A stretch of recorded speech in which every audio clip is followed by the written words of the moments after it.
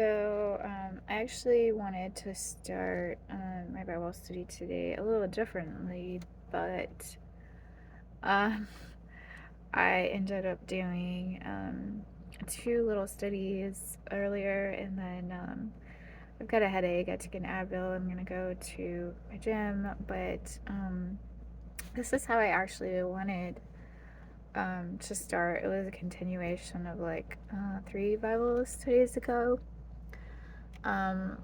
With talking about my cats, and there's Penelope right there.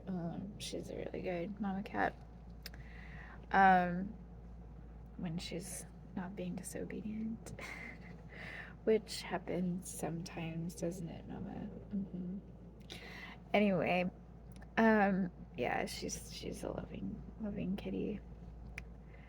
Um, but yeah, I was gonna say that Christ will equip you for every good word and work, like the Bible says, and you never, ever, ever have to be neglectful. Like, you don't need to run around like a chicken with your head cut off, going here and there and everywhere.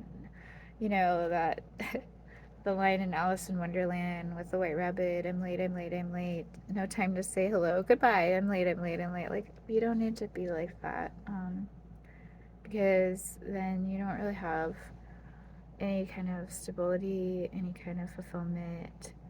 You're just kind of being tossed in the wind. And the less that you're tossed in the wind by the adversary, the better.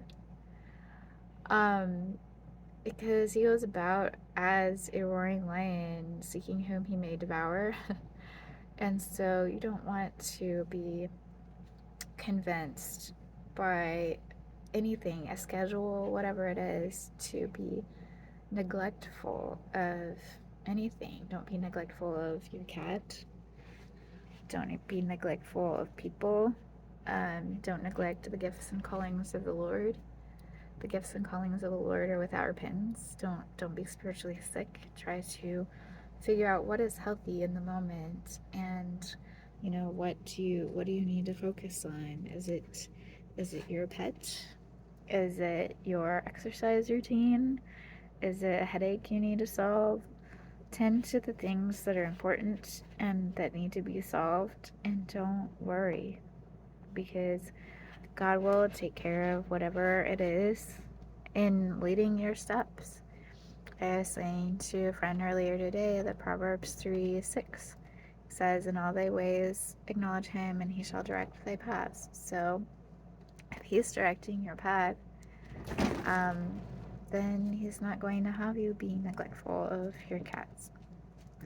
If you're acknowledging him in thankfulness and a tender heart, he's not going to have you neglectful of children that you teach or people that you're in a relationship with. He just won't, because God is love. And as a substitute teacher, I have to recognize neglect as a form of abuse, child abuse from parents.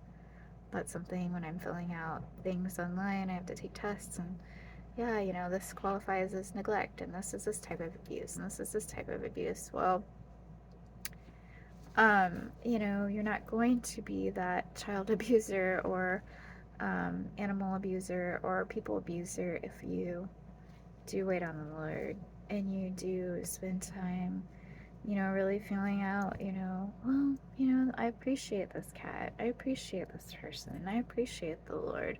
I appreciate, the food I ate today. If you're being appreciative of the existence of different things and animals and people, thankfulness, a thankful heart is going to provide you with the avenue to protect yourself against being tossed in the wind.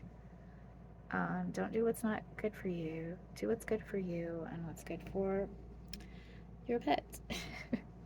And if you have multiple pets, do what's good for your pets and everybody else that is walking in the light.